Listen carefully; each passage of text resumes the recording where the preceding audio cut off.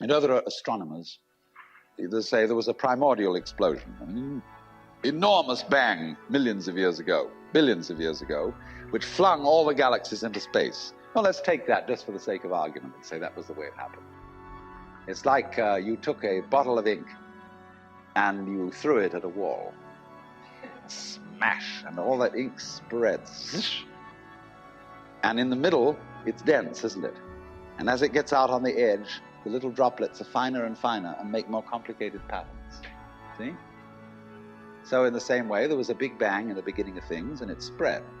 And you and I, sitting here in this room, as complicated human beings, are way, way out on the fringe of that bang. We're the complicated little patterns on the end of it. Very interesting.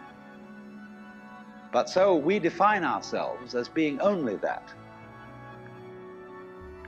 If you think that you are only inside your skin, you define yourself as one very complicated little curlicue, way out on the edge of that explosion, way out in space and way out in time. Billions of years ago, you were a big bang. But now you're a complicated human being.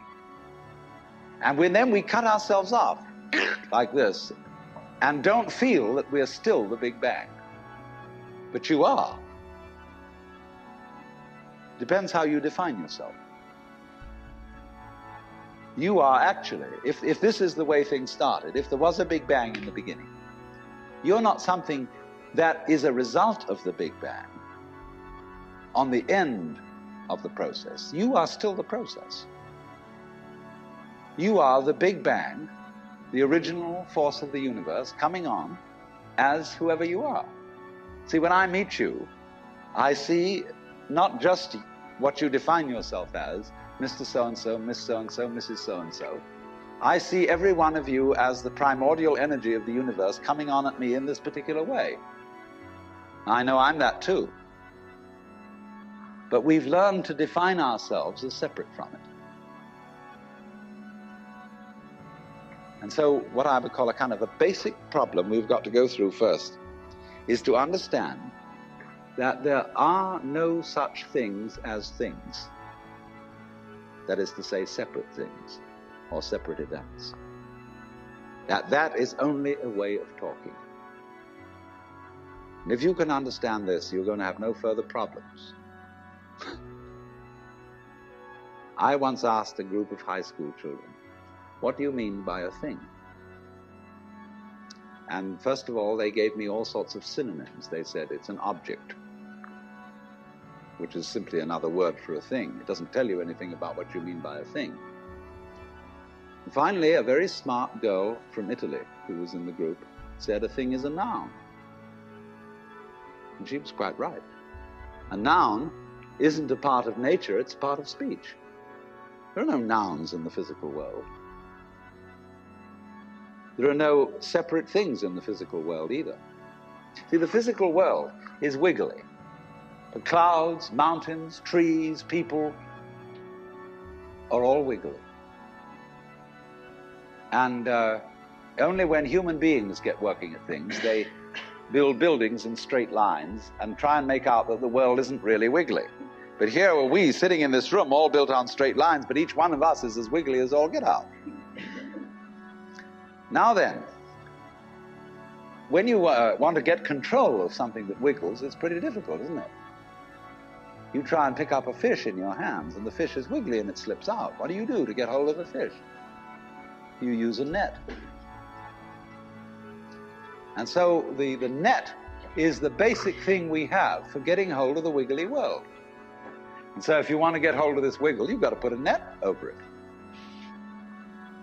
And I can number the holes in a net. So many holes up, so many holes across.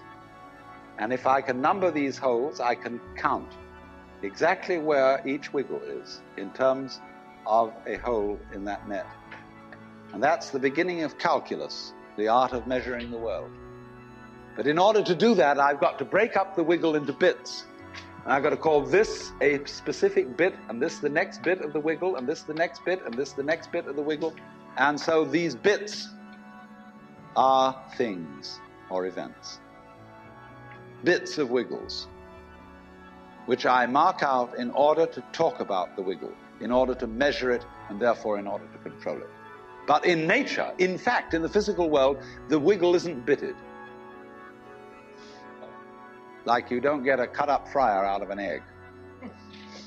By social convention, into feeling and sensing that we exist only inside our skins, that we are not the original bang, but just something out on the end of it. And therefore we are scared stiff.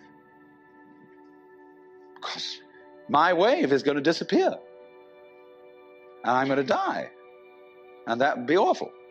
We've got a mythology going now, which, as Father Maskell put it, we're nothing but something that happens between the maternity ward and the crematorium. And that's it. And therefore everybody feels unhappy and miserable.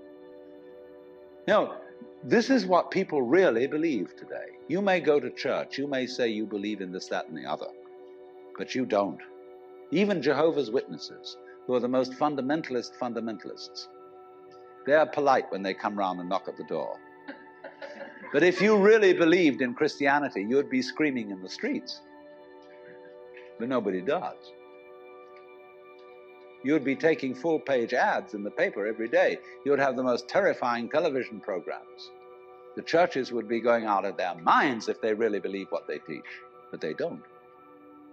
They think they ought to believe what they teach. They believe they should believe, but they don't believe it, because what we really believe is the fully automatic model. And that is our basic, plausible common sense.